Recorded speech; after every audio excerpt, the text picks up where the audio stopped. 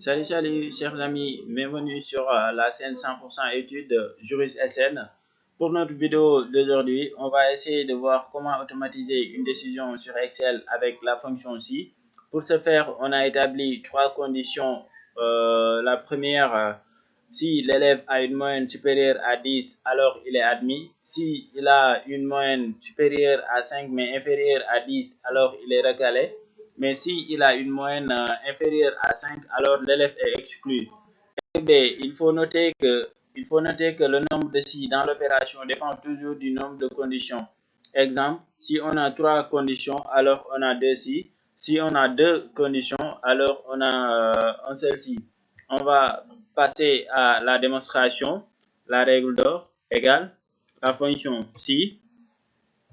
Si on utilise la moyenne vu qu'on l'a déjà indiqué, mais on pouvait procéder avec le total point. Si la moyenne est supérieure à 10, point virgule, on ouvre les guillemets, alors admis.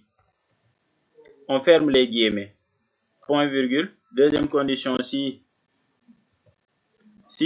toujours avec la moyenne, est supérieure à 5,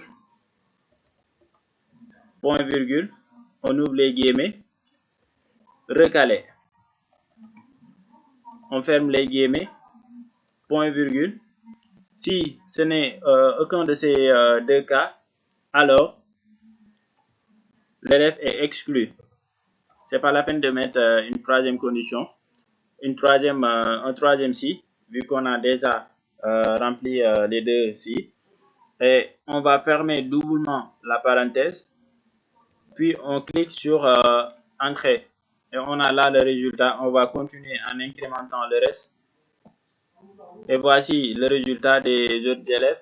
Et on a un seul cas d'exclusion, à savoir Amadou Sow qui a une moyenne inférieure à 5. Le reste, c'est bien établi. Là, on a 11 admis, 9 recalés, 4 exclus.